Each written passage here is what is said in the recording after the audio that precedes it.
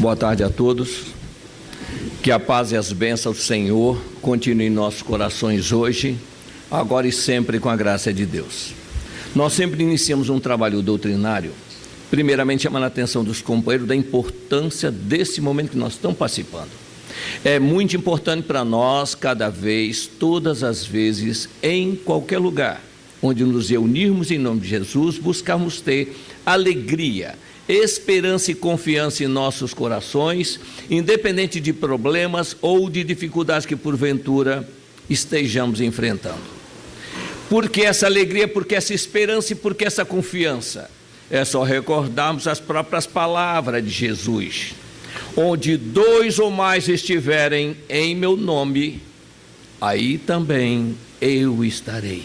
E temos certeza que mais de 2 se juntam a nós, em nome de Jesus. E nunca será demais nós pararmos e nos perguntarmos: o que é que eles vêm fazer aqui? O que é que eles estão fazendo aqui? Primeiramente, não vem aqui para aprender conosco, mas sim para atender às nossas necessidades, e estejamos nós encarnados ou desencarnados.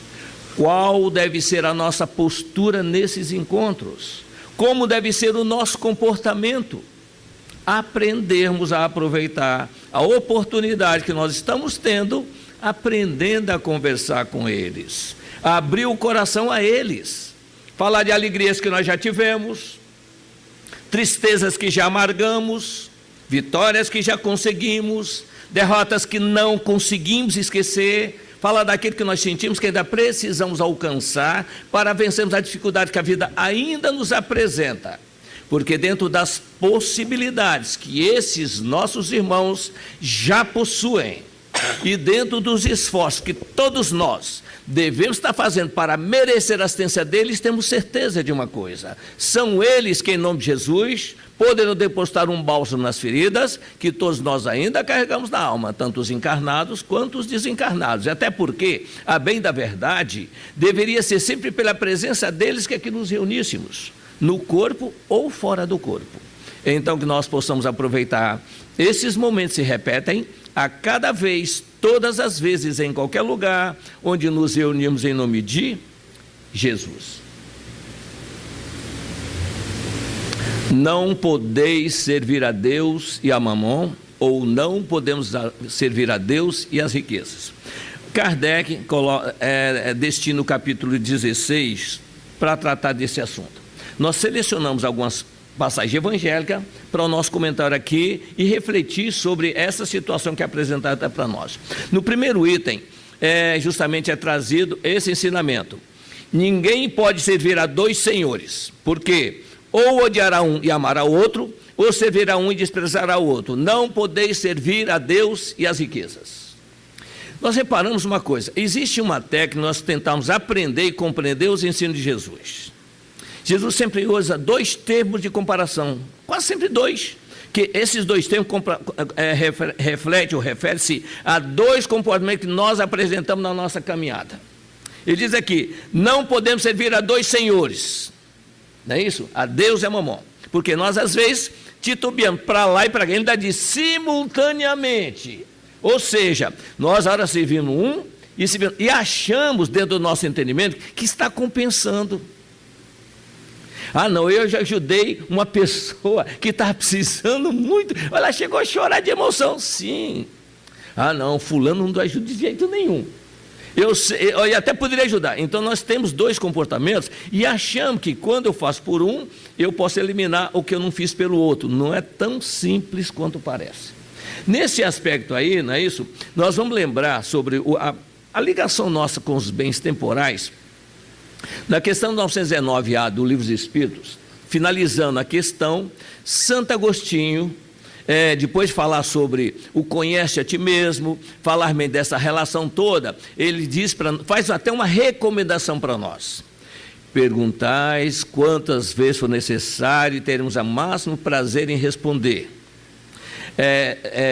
Não gastamos tanto tempo para acumular coisas terrenas que acabam em pouco tempo, quando nós podemos estar acumulando coisas que realmente são para a eternidade. Sei que muitos vão dizer que o presente é certo e o futuro é incerto. É isso que nós pensamos. É justamente isso que nós estamos encarregados de arrancar de dentro de vocês. Foi com esse propósito que primeiro fizemos as manifestações das mesas para chamar a vossa atenção.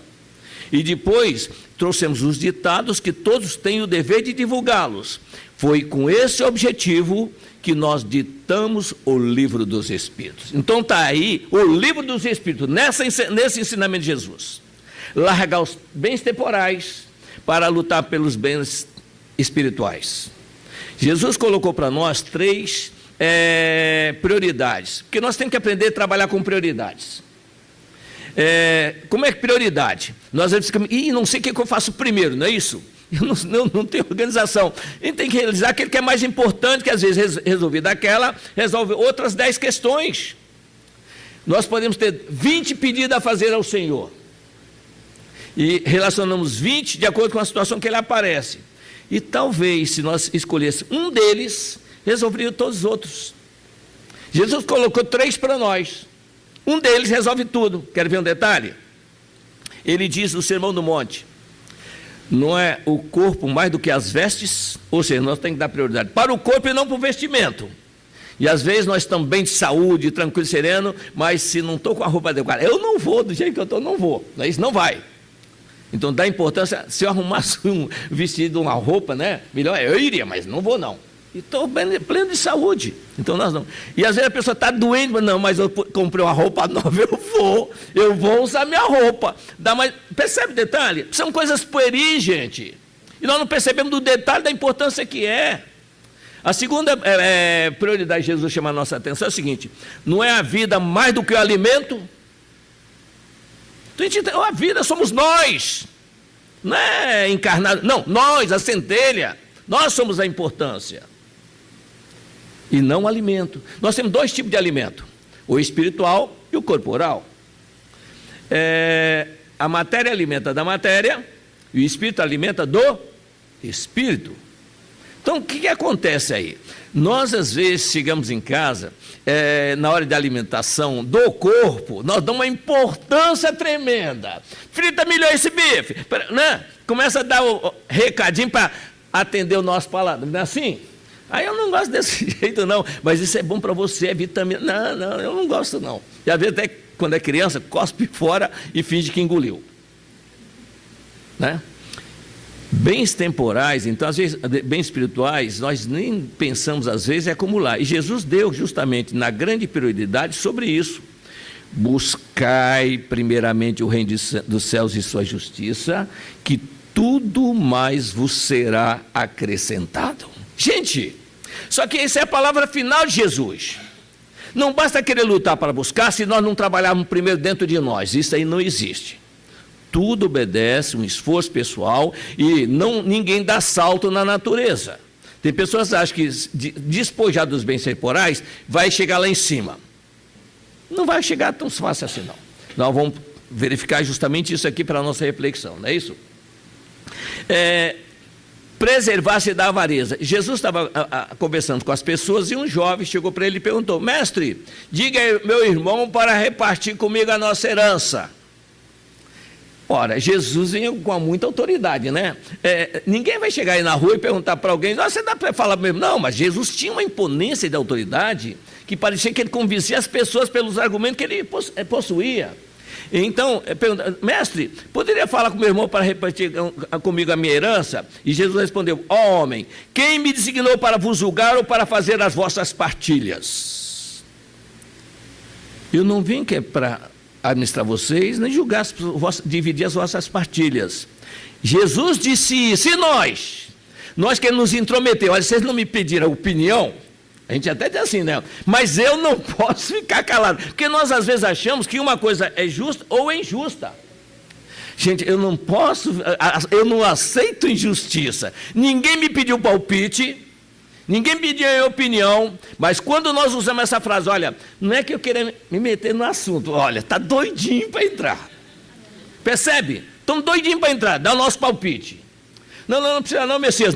Olha, se eu não falar, e se amanhã, depois do outro lado, você sofrer, eu vou me sentir culpado. Fica tranquilo. Não, eu tenho que falar. Né? Veja, quer falar, gente. Se não fala direto, arrumar uma situação para colocar aquilo para a pessoa. Jesus, porque, na verdade, Jesus, quando trouxe o Evangelho, ele trouxe para nós seguirmos o Evangelho por nossa vontade. Não pelo nos obrigar a fazer o Evangelho. Repara bem o detalhe, é questão de raciocinar. O raciocínio é simples. Vocês já ouviram falar em obsessor? Já ouviram falar? Obsessor? Verdugo? O que é um obsessor e um verdugo? É um irmão que normalmente nós ofendemos ou prejudicamos, e ele agora ainda não evangelizado, não nos perdoou, e ele nos procura.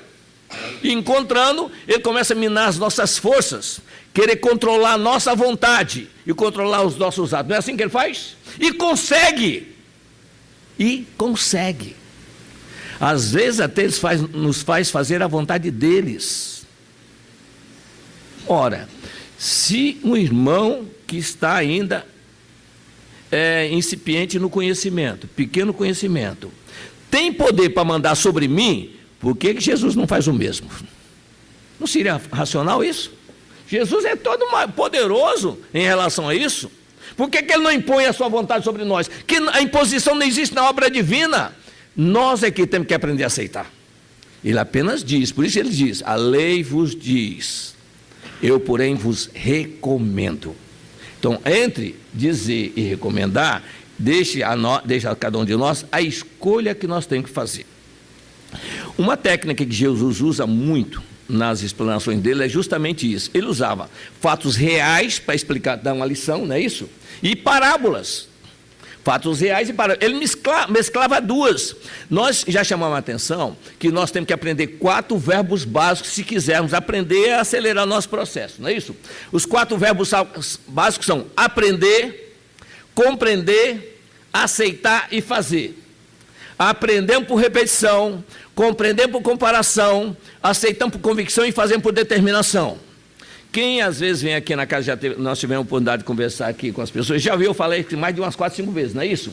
A pergunta é, por que eu já falei isso umas 4, 5 vezes repetidas?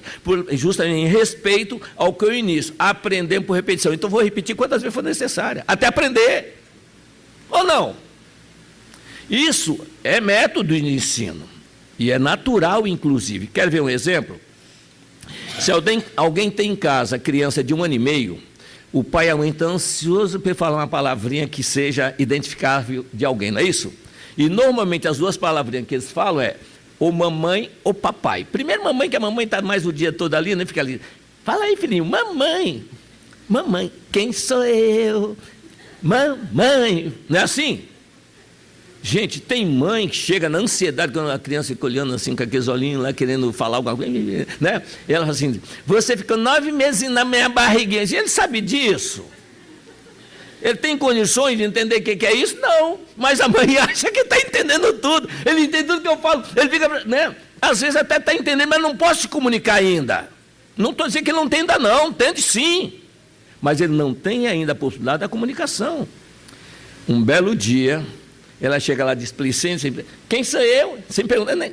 Mamãe. Gente, a mulher chega a chorar, né? A mãe chega a chorar. E quando a família chega, segura ele, o Júnior aqui para mim um instantinho. A pessoa segura só para ela ir lá dentro e voltar e perguntar para ele, quem sou eu? Mamãe. Pronto. O pessoal está ali à volta, chega, titio, titia, vovô, vovó. Não é assim, gente. Tem que ter tempo ao tempo. Fica repetindo, daqui 5 anos ele vai saber tudo isso, mas agora não. Na escola da mesma forma, entra na escola, não sabe ler nem escrever, fala tudo praticamente já, mas não sabe ler nem escrever, e começa a aprender repetindo. Às vezes no meu tempo era por repetição, hoje tem uns métodos mais avançados, né, que aceleram o processo, mas o resultado é o mesmo, aprende a ler e escrever, né? Beabá, bebê, 2 mais 1, 2, e vai decorando a tabuada. Tira a tabuada para mim, tio. A gente decorava a tabuada, não decorava antigamente? Pois bem, Jesus ensinou essa técnica para nós. Simão Pedro perguntou a ele, mestre, quantas vezes eu devo perdoar o meu irmão que errou contra mim? 7 vezes? Não, Simão, 70 vezes, 7 vezes. Ou seja, repete até aprender. Então nós temos que começar a repetir o que nós queremos acertar dentro do Evangelho, até aprender. Que quando aprende, fica dentro de nós. Vem aprender. Só que nós falamos que são 4 verbos: aprender, compreender, aceitar e fazer. Aprender por repetição e compreender por comparação. Há uma diferença entre a aplicação de um verbo e outro. Quando nós lemos um texto, nós estamos aprendendo. Quando nós estudamos um texto, nós estamos compreendendo. Qual é a diferença, Messias? Quando eu leio, eu me concentro no que eu estou lendo. Percebe isso? Mas quando eu estou estudando, à medida que eu leio, vem na minha mente outras informações alusivas a essa, eu começo a ampliar o meu entendimento. Embora eu continue lendo, mas eu estou ampliando e vendo coisa que não está escrito aqui. Eu não me prendo apenas à leitura. Isso é uma técnica. Aí nós estamos começando a compreender que eu tenho mais recursos para melhorar até a aceitação. Agora, aceitou, tem que fazer, porque justamente aceitou, nós caímos num julgo que Jesus disse: mais será cobrado a quem mais foi dado. Então, quando eu aceito, eu recebi. Se eu recebi, agora eu sou obrigado a fazer. Muito espírita diz: não, essa encarnação não dá para fazer não, já tem muitos compromissos aí. Na próxima, muito cuidado. Aceitou, já começa a contar. Aperta lá, que numa campanha aí, agora ele já está na hora de cobrar dele. Ele já aceitou, não é isso? Nesse aspecto que nós vamos observar é o seguinte: quando Jesus apresenta 2 situações, olha, é infinita, de acordo com o nosso grau de elevação, infinitos comportamentos que nós encontramos na vida, não é assim? Então a primeira coisa que faz selecionar os que cometem a mesma atitude é: classifica eles por nível de elevação espiritual. Pega lá 10 milhões de pessoas para julgar, eu estou lá no meio. Então, com 10 milhões, eu estou sozinho. Às vezes, por azar, entre aspas, eu sou mais elevado. Tira o Messias fora, ele é o mais culpado. É o mais elevado e ainda fez isso. Eu achei que estava abafando, não é isso? E agora eu vou responder por tudo? É a lei. Quer ver um detalhe?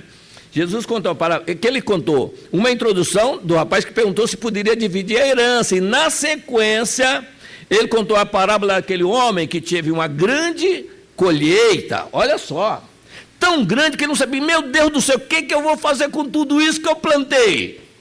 E agora? Olha só que problema que ele tinha, né? É como se nós chegássemos no banco para ver se tinha lá uns R$500 para pagar a continha, está com R$50 mil. O que eu vou fazer com esse dinheiro? Né? Que problema que eu estou tendo, não é assim? E ele estava sem saber o que fazer com aquilo, porque ele tinha trabalho para guardar, gente. Já sei o que vou fazer. Vou derrubar meus celeiros, construir outros maiores e guardarei tudo. Mas Deus dirá a ele: ó homem insensato, hoje mesmo será pedir sua alma, e para quem será tudo que tem guardado? Nós, às vezes, nesse aspecto, nós também entramos nessa rota de colisão. O que nós fazemos? Se Deus me ajudasse, que eu conseguisse ganhar um pouco mais, eu ajudava. Peço tanto, prometo tanto, que acaba ajudando.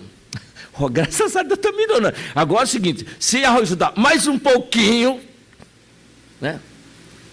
E aí, às vezes, por uma destina, vamos testar o Messias, ele está pedindo sempre os pouquinhos. Vamos dar bastante para ver como é que é a reação dele. Aí manda coisa que eu nem sonharia pedir. E vem.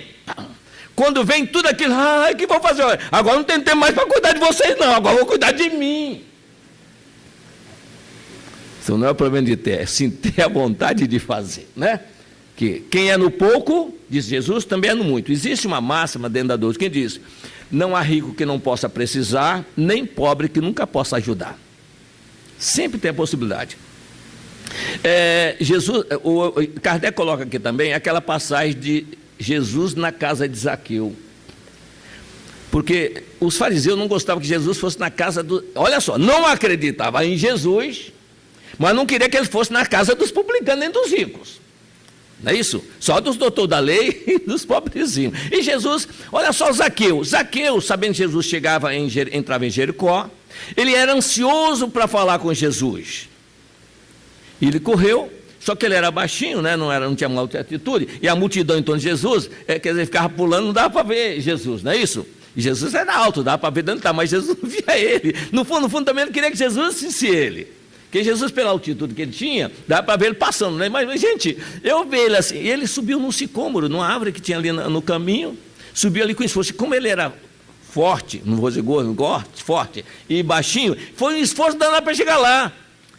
Jesus passando, imagine a cena. Para nós estudarmos e sentir o evangelho dentro de nós temos que usar a imaginação. É um recurso que nós temos, chamado atributo. O que é a imaginação? Eu imagino como foi aquela cena, Jesus caminhando naquela estradinha toda poeirenta, aquela multidão ao lado dele, e aquele homem lá agarrado lá em cima de uma árvore. Jesus encaminhando devagarinho, e aí que está o problema, ele agarrado lá, querendo descer, mas não pode descer, que Jesus vai passar e não vai ver, e aí então ele agarrado lá e Jesus vem andando. Quando Jesus passa por ele embevecido com aquela visão, Jesus olha para cima: Zaqueu, me agradaria muito hoje pernoitar na sua casa. Jesus se convidou a ir na casa dele. Gente, alegria maior do que essa não poderia haver para ele, concorda? E depois que ele vai, Jesus conversa com ele, ele espera altas horas da noite Jesus chegar, diz Amélia Rodrigues, só que ele não vem. Será que ele não vem? É uma promessa que ele não vai cumprir. Altas horas da noite Jesus chega.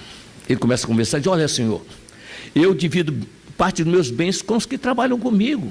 E se porventura eu der um prejuízo para alguém, eu remunero com 4 vezes mais. Zaqueu, hoje a salvação entrou na sua casa. É difícil interpretar esse diálogo de Jesus. Hoje a salvação entrou na sua casa. Porque Jesus é a salvação. Ele está falando dele?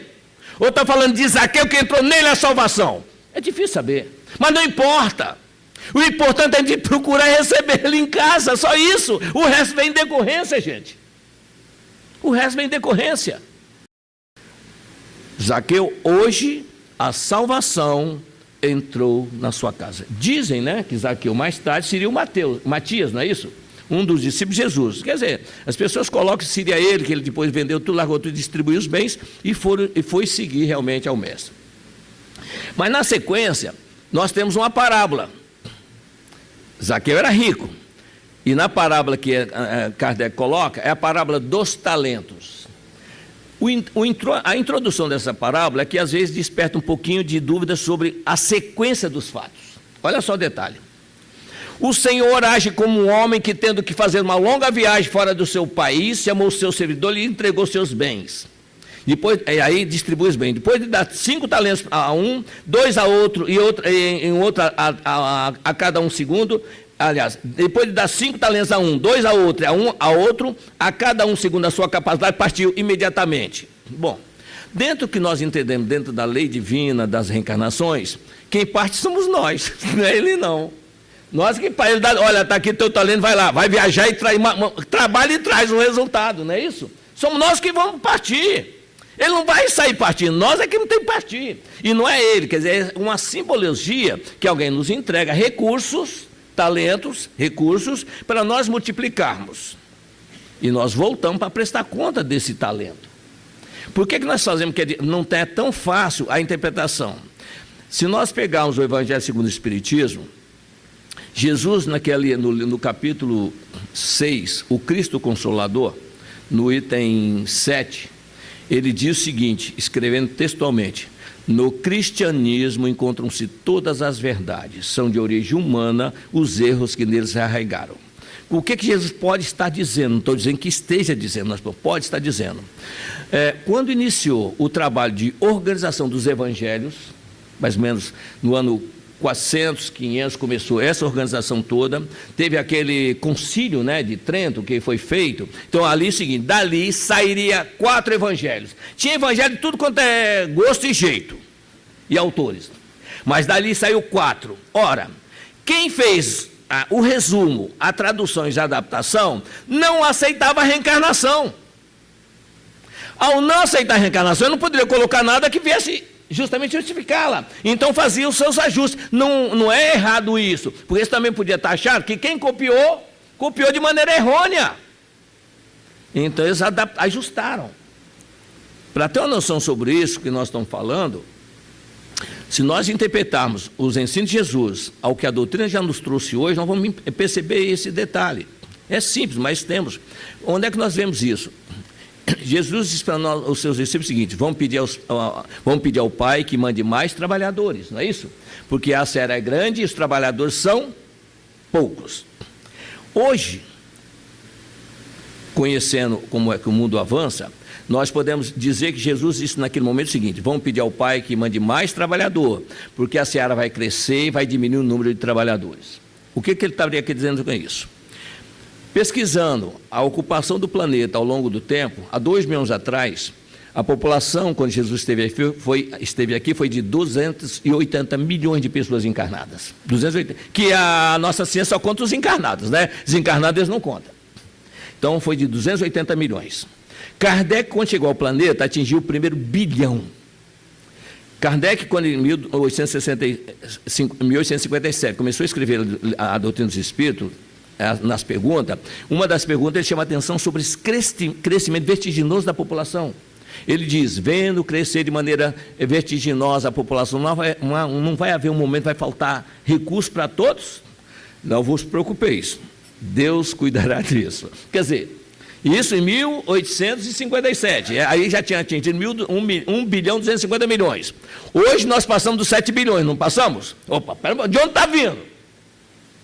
Pois bem, hoje, de acordo com o Emmanuel, aliás, o Chico Xavier, orientado pelo Emmanuel, e o Divaldo, orientado por Joana, um fala em 26 bilhões de espíritos, totalidade da população, e outro fala em 30 bilhões. Eu somei os dois, dividi pela metade e cheguei no meio termo, 28 bilhões. Eu não vou conferir mesmo, porque adianta eu querer saber quando ele está certo, não é isso? 28 bilhões. 28 bilhões. Então vamos fazer o cálculo, o que Jesus quis dizer? Que ele está na direção, gente. Ele sabe de tudo. Nós aqui não sabemos dele. Com 28 bilhões... 280 milhões significava o seguinte, na visão de Jesus: para cada encarnado tem 99 desencarnados. Gente, é gente demais do outro lado. Quando atingiu o primeiro bilhão, mudou a proporção. Para cada encarnado era 27 desencarnados. Hoje, para cada encarnado, são 3 desencarnados. Só que um perambula pelas esferas nossas aqui sem poder ajudar. Só sobra 2 para trabalhar. E ele sabia disso. Bom, dentro disso é porque nós estamos muito presos aos bens materiais. Então não crescemos. E às vezes criamos ódios, rancores por conta disso. E o que ocorre quando nós criamos ódios e rancores? Nós criamos um peso específico no nosso perispírito. Não dá para levantar e não ficamos perambulando na face do planeta. Então, dentro disso aí, Jesus então conta a parábola dos talentos. Nós recebemos. O que recebeu? Um talento? Ele só tinha que multiplicar um talento, gente. Para a gente saber o que é multiplicação na proporção de 100%, que eu ganhou 5, multiplicou por 100, ganhou outro 5, ganhou 100%, ele fez, o ganhou 2 também 100%. Às vezes você vê uma empresa aí, cresceu 0,5%, e cresceu pouco, vai ver o número que ele tem para crescer. Se você só tem R$5, olha, eu aumentei minha renda em 100%, quando é que você tem agora? Eu tenho 10, aumentou muito? Não, percentual depende do valor básico que você calcula. Número é assim que funciona. Então nós temos que saber identificar quando 100% é muita coisa, 1% é algo acima da expectativa. Não vamos nos prender pelo número pequeno que está aparecendo ali. Então, nesse caso aqui, esse de um talento, diz: olha, eu sei que o senhor cobra demais, e com medo da cobrança eu enterrei o seu talento para não perder, e estou devolvendo. Olha, bom, vamos lá. Se eu peguei um talento com alguém, estou devolvendo, eu não devo nada para você, não é assim? E o trabalho que teve em torno do trabalho para me mandar para cá? Aí, como é que fica? A expectativa, porque esse é o trabalho. E nós, às vezes, não consideramos isso, o trabalho que tem para nós virmos para o planeta. A organização, só para abrir também um raciocínio, às vezes, é aquilo que eu falei, vem as imagens, você joga ela. Nós vamos fazer um trabalho sobre piedade filial. Eu disse o seguinte: piedade filial, eu preferia gratidão filial. Porque piedade dá a ideia de uma pessoa superior com pena do que está inferior. Eu estou colocando o filho numa posição elevada. Não! É gratidão, porque para reencarnar eu preciso de 2 que me aceitem como filho. Então eu tenho que dar gratidão com ele, não piedade. Não estou acima dele nunca. Nunca. É gratidão filial. Nós temos que entender isso, que lá em cima eles nos mandam para cá, e nós temos que ser gratos por isso. Chegar aqui e ficar lamentando e reclamando o tempo todo. Como o próprio Emmanuel disse, nós às vezes temos inveja, não foi o que ele falou? Ele colocou 3 termos para nós, inveja, o primeiro foi inveja, não é isso? Quer ler aí para nós, por favor, os 3 termos, mostra de inveja, está aqui, está na mão. É que eu quero tomar aguinha também. Mostra, no primeiro parágrafo, logo embaixo. Mostra de inveja.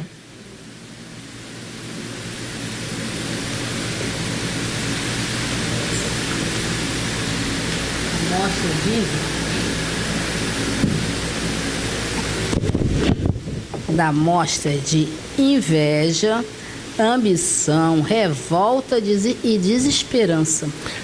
Inveja, revolta, desesperança. Isso aqui dá mostra. E como é que não, eu não tenho inveja de ninguém não. Vamos fazer, pode às vezes ter uma gradação essa inveja. Eu não sinto inveja de ninguém. Aí aquela pessoa que tem muito, que eu não tenho nem como chegar perto dele, eu soube que ele perdeu tudo. Me dá uma alegria. Não me dá uma alegria, gente. Olha, está vendo o que é Deus? Quanto maior o coqueiro, maior o tombo. Olha essa filosofia que nós temos, gente. Percebe? Então, muito cuidado com o que nós dizemos, porque está dentro de nós. O que Jesus diz que não julga ninguém? Que a lei que está na nossa consciência, que é a lei de Deus, é que vai nos julgar. É só por isso. Não precisa de ninguém julgar. Eu não sou julgador de ninguém, porque a lei de Deus, que são 621 do Livro dos Espíritos, onde está escrita a lei de Deus? Na consciência. A consciência que vai nos julgar. E está em nós, não perde e não mistura. Não se perde e não mistura. E aí, nós também vimos aqui uma passagem do Evangelho, uma passagem real e uma do Evangelho. Interessante que é a segunda vez que eu vejo essa interpretação. Então aproximou-se dele um mancebo rico, e disse: bom mestre, que bem devo fazer para adquirir a vida eterna? Olha só Jesus. Por que me chamais de bom? Bom, somente Deus o é. E ele diz: se queres entrar na vida, guarda os mandamentos. Jesus diz: que mandamentos, Senhor? E aí Jesus diz: não cometer adultério, honrar pai e mãe, fazer tudo que a lei diz. Desde a minha infância eu faço tudo isso, ele diz. O que mais tenho que fazer? Quer dizer, às vezes nós achamos que fazemos tudo, não é isso? Nós achamos que fazemos. Só que existe o seguinte: o fazer tudo, nós podemos até fazer. Não basta fazer o que os grandes fizeram. Santo Agostinho diz: fazei como eu fazia quando estava entre vós. Ao final do dia, passava um a um os atos que eu tive. Se eu via que eu prejudicava alguém, eu pedia perdão a ele. Não é isso que ele diz? Gente, mas ele já estava no nível que isso aí, ele já estava chegando lá. Mesmo ele, chegando pertinho, não tinha que, ninguém sai quando paga o último centil. Então ele já estava no final. Nós estamos aqui, nós começamos, quando nós fazemos o que ele fez ali, nós subimos só um degrauzinho, só isso, mais nada. Aí eu fiz o Santo Agostinho, fez sim, mas não no nível dele. Mas não no nível dele. Então tem nível, gente. Muitos serão chamados, poucos serão escolhidos. Os livros nos chamam. Quando nós chegamos no último degrau, lá em cima, pertinho, aí não. Quem chama é Jesus. Só aí. Mas aí quem vai chamar? Só para ver isso aí, é só analisar. Nós estamos colocando o que nós observamos nos livros. Algumas coisas que estão escritas, nós deduzimos. Quando Jesus manda alguém, é o nível que ele manda aquele que ele enviou. Ele enviou Kardec, não foi isso? João Haas? Ele enviou. Ele enviou Pedro II, não enviou? Ele escolheu Longinos. Longinos, manda meu coração confiar-te uma tarefa. Se bem realizar, será a última sua passagem no planeta de dor e sofrimento. E Longinos, emocionado, disse: Senhor, desde o dia ao pé da cruz, vendo realmente o teu sofrimento e aprendendo as suas lições, eu resolvi seguir e servir a ti. O que pedisse era um prazer para fazer, Senhor. Quero que realmente renasça e realmente assuma o comando de um país, que é o coração do mundo, e se bem realizar, será a última passagem sua. Fará a transição política desse país. Longinos, é aquele soldado que furou o lado de Jesus lá na cruz. Ninguém lembra dele. Ninguém sabe o que ele fez, mas ele chegou chamado por Jesus. E mergulhou aqui na figura de Pedro II e chegou lá em cima. Pedro II. Pedro II não sabe quem fez aqui durante 50 anos, mas e Longino? O que ele fez o tempo todo? O único que o Longino fez, que muita gente sabe, é o seguinte: se você perder alguma coisa, dá 3 pulinhos, chama São Longino, São Longino. Deu para entender? Olha como é que nós vemos os nossos, né? A infantilidade, a puerilidade que nós vemos nas pessoas, são longinos. Nós vemos assim. Então, esse homem aqui chegou para Jesus e disse: que devo fazer para alcançar a vida eterna? Ele diz, olha só, Jesus diz: se queres ser perfeito, vai, vende tudo que tens, dá aos pobres e terás um tesouro no céu. Depois vem e segue-me. Ouvindo essas palavras, o moço foi tristonho, porque possuía grandes haveres. Jesus disse então a seus discípulos: digo-vos em verdade, como é difícil um rico entrar no reino do céu. Ainda mais vos digo, é mais fácil que um camelo passe pelo buraco de uma agulha do que entrar um rico no reino dos céus. Em seguida, Kardec colocou, e nós separamos para comentar aqui, a parábola do rico e de Lázaro. Havia um homem rico que se vestia de linho e de púrpura, e banqueteava bem todos os dias, e à sua porta, Lázaro, o pobre coitado doente, que mendigava as migalhas que pudesse cair da mesa do rico, mas nem isso lhes dava. Ou seja, apenas os cães vinham lamber a ferida de Lázaro. Então, é uma parábola, gente, mas quando Jesus conta uma parábola, porque tem coisa real acontecendo, não vamos esquecer disso, não. Ele não conta historinha, não. Ele conta a história de um trabalhador grande dele, chegou lá difícil, que não soube respeitar a posição que ocupava. Do outro lado, o rico no sofrimento e o Lázaro do lado de Abraão. O rico ergueu os olhos e diz: Pai Abraão, manda que Lázaro molhe minha boca, que eu tenho a garganta seca. Vamos analisar o comportamento desse rico. A palavra diz mal rico. Gente, se esse homem é um mal rico, vamos comparar, a gente diz que nós compreendemos por comparação, vamos comparar conosco? Eu tenho boas posses, meus amigos chegam dentro da minha casa, está livre, vocês podem entrar o que quiser, não tem restrição para vocês. E Lázaro fala: não, se atender daqui a pouco, está um monte de Lázaro aí na porta, é bom não atender agora não, depois não tem nem sossego aqui dentro. É isso que ele vai dizer. Às vezes ele não deu nem atenção ao pobre do Lázaro lá fora, os cães que vinham lamber a ferida dele. Então o que acontece? Nesse aspecto aí, chegou do outro lado, o rico, olha o comportamento do rico, ele não perguntou a Abraão: Abraão, por que eu estou sofrendo aqui? Que nós perguntaríamos, ou não? Por que eu estou sofrendo? O que eu fiz? Nós já não fizemos nada errado, achamos que não fizemos. É o nosso dia a dia, e é só analisar. Nós estamos aqui para muitos encarnados que estão do outro lado, revoltados, não sabe por quê, está sofrendo. E por que nós falamos para eles? Questão 378 do livro O Consolador. Perguntaram a Emmanuel o seguinte: por que razão são trazidos irmãos encarnados em reuniões públicas para serem orientados e doutrinados? Se eles poderiam conversar com seus amigos espirituais.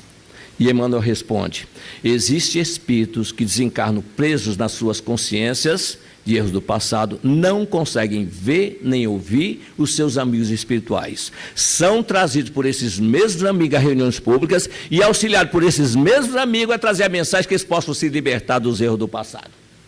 O que nós estamos querendo dizer aqui? Que nós, às vezes, quando estamos, não falamos só por encarnar e voltar para casa, tem o seu pratinho de comida lá na mesa e tem uma casa organizada para recebê-lo. Nós estamos falando aqui para irmão que, se não ouvir a mensagem, tem uma modificação dentro de si, volta para o lodaçal de onde foram tirados. E o trabalho dos que tiraram ele de lá, como é que fica? Nós estamos cooperando com eles, a ideia é essa. Muitos dizem que os irmãos são trancados em jaula para não fugir, foge e volta para o lodaçal. Alguém pode achar, mas espera um pouquinho, onde é que enxerga isso? Se alguém já leu o Nosso Lar, André Luiz, durante 8 anos, perambulou, sem ver, nem ouvir, nem Clarence, nem a mãe dele. 8 anos. Está lá a prova para nós do que o Emmanuel disse. Não via, nem ouvia. Imagina nós chegar do outro lado. E aí que vem a parábola do rico e Lázaro. Se nós chegarmos do outro lado e não enxergarmos ninguém, ou se enxergarmos alguém, mas estivermos sofrendo, não se revolte, não se desespere. São 3 coisas que nós temos que ter no nosso comportamento: não revoltar, não desesperar, nem ter remorso. Se eu tiver a aventura de ver alguém, agradeça isso, eu posso me comunicar.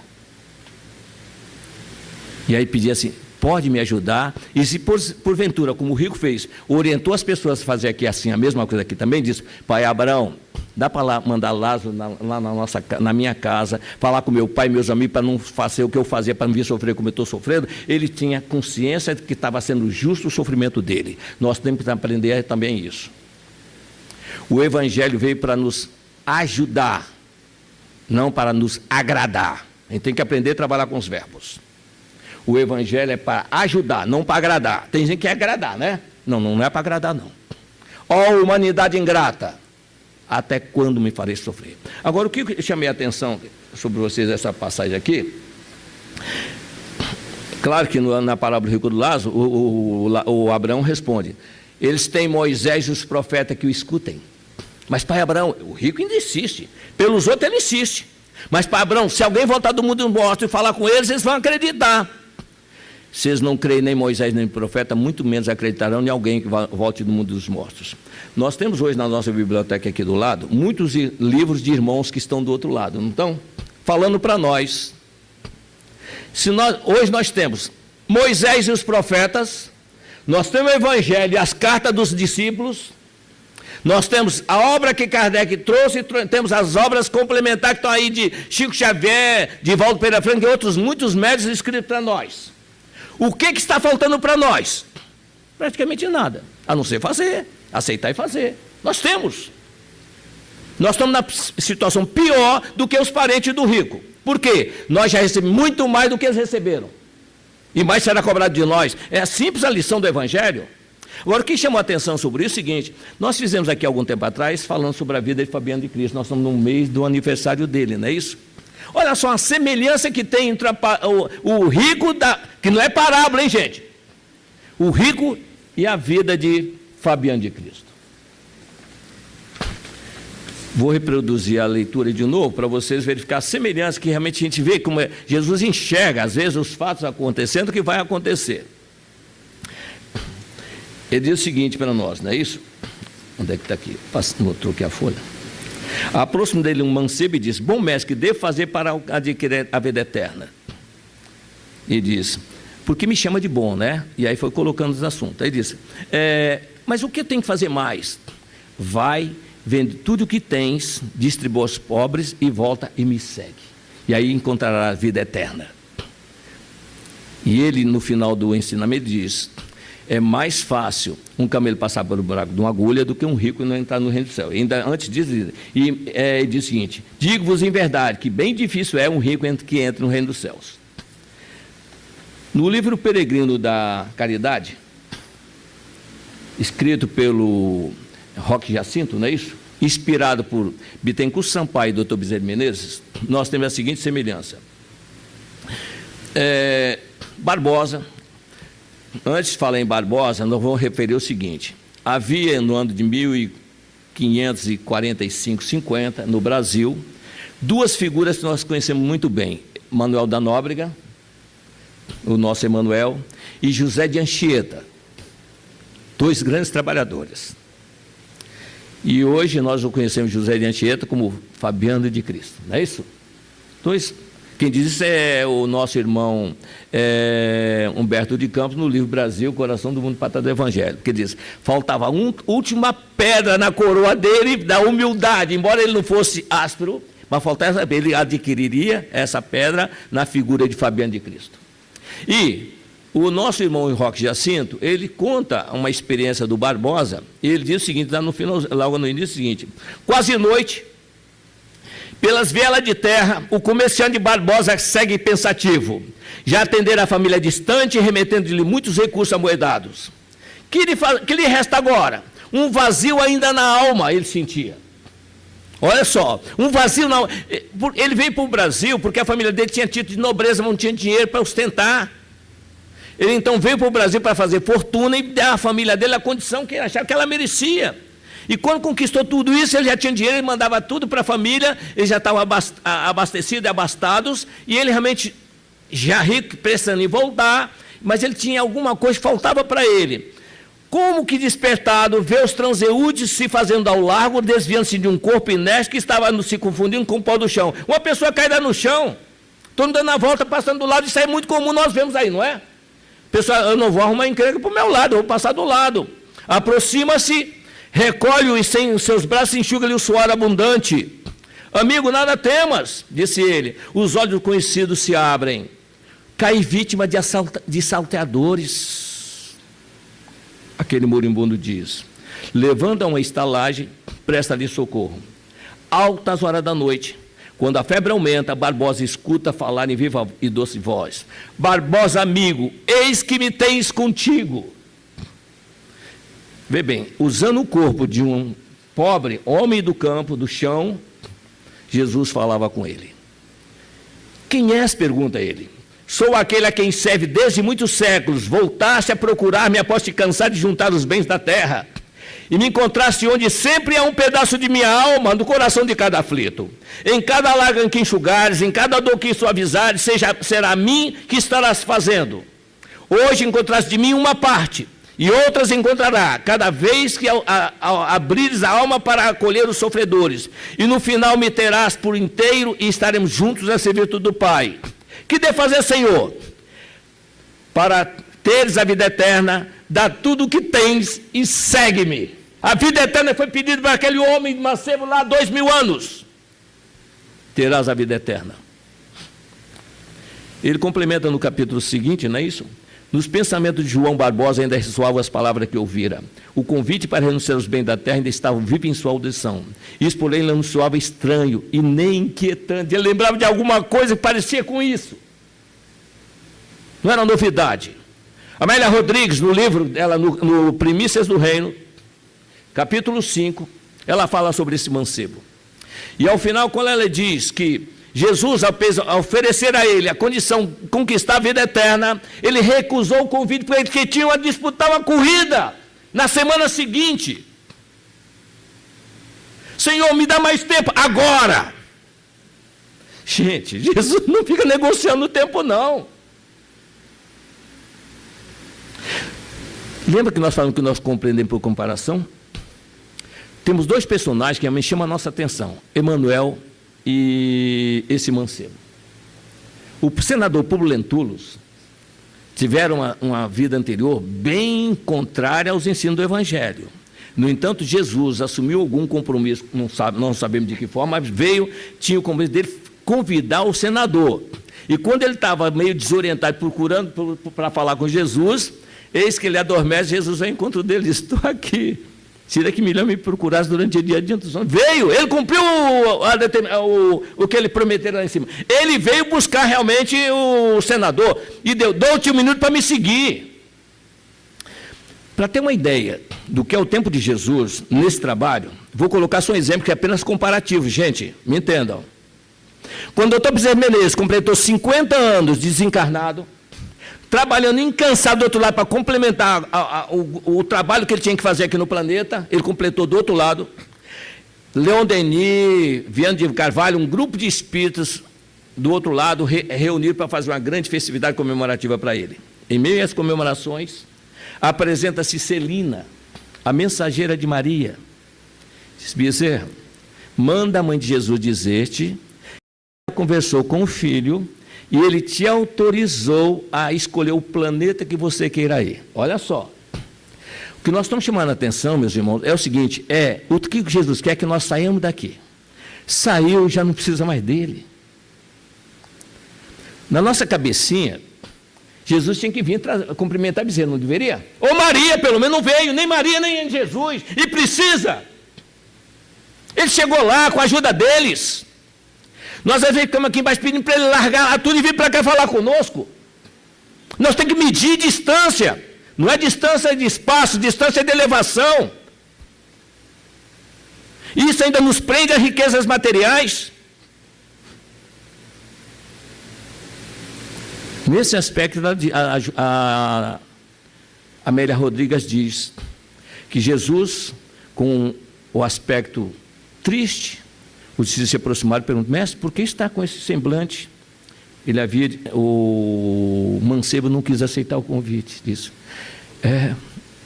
É assim que ele ficava sempre quando alguém não aceitava o convite dele. Olha só, ele fica mais triste do que quem recusou o convite. E aí ele diz lá, a Amélia repete essa frase aqui: como é difícil um rico entrar no reino dos céus.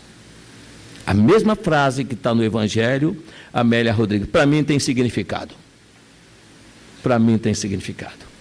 Nós encontramos os personagens que viveram com Jesus por aqui. Hoje nós temos Emanuel aí do outro lado. Para ter uma noção sobre o que é um bem, lutar pelos bens temporais, só para vocês entenderem sobre isso, tem mais até as 5, não é isso? Olha só o que ele diz. Emanuel conta o seguinte: ele, como Públio Lentulio Sura, juntou com Catilina para tirar bens dos outros, para enriquecer cada vez mais. Ele que conta no livro, eu estou revelando aqui, é só ler o Brasil há 2000 anos. Está lá escrito. E ele diz: muitas vezes eu presenciava e autorizava furar os olhos das pessoas que não queriam fazer as coisas que nós pedíamos. Ele pedia para fazer aquilo. E ele mesmo diz também no livro, é como se a minha personalidade de agora, daquele tempo lá, se envergonhasse da anterior. Isso há 2000 anos atrás. E mesmo assim, na encarnação seguinte, ele veio com tudo que ele tinha antes e muito mais. E ainda teve um sonho de aviso, dizendo: Públio, determinou-se que renascerá num período de luzes para o planeta. Terá poder, recurso, dinheiro e muitas coisas mais de inteligência. Para no momento oportuno largar tudo para aceitar um convite. É largar tudo para aceitar um convite. Tudo isso ele escutou e guardou dentro dele. E isso causou uma estranheza dentro dele. Ele já tinha sido convidado antes. Agora nós sabemos que ele está em São Paulo reencarnado, aguardando talvez, quem sabe, um outro convite. Nós não sabemos quando ele vai acontecer, mas a expectativa é que ele dessa vez aceite. Se não aceitar, vai voltar outros milênios aí pela frente. Que o tempo de Jesus não é o tempo nosso, não. A pergunta é agora: esse jovem mancebo aqui, larga tudo e segue-me, não poderia ser depois? Agora. Vamos admitir só por raciocínio. Um mês depois, o mancebo, não aconteceu o que aconteceu com ele, que ele perdeu a vida, né? Ele resolve agora vender tudo e distribuir tudo e dizer: olha, Senhor, eu vim aqui para te seguir. Será que ele teria o mesmo? Não, a gente não pode titubear quando Jesus convida. Claro que nós vamos ser convidados daqui a muitos milênios ainda, mas se não prepararmos agora, quando o convite chegar, talvez nós achamos que não é ele que está chamando, porque ainda estamos presos aos bens terrenos. Só para finalizar, lembrando que Chico Xavier, lamentando as dificuldades financeiras que ele vivia, ganhava salário mínimo para trabalhar, fazer o que ele fazia, tinha que fazer toda uma obra, e não conseguia pagar nem o IPTU do terreninho dele lá, reclamou com o Emmanuel. Emmanuel não podia ganhar um pouquinho mais, não. Chico, é mais fácil prestar conta de tostão do que de milhão. Então nós tenhamos cuidado com o que nós queremos, para saber o que nós vamos fazer com aquilo. Pode ser uma solução, ou pode ser um problema que nós vamos levar muito tempo para nos libertar dele. Que o Senhor nos abençoe com a graça de Deus.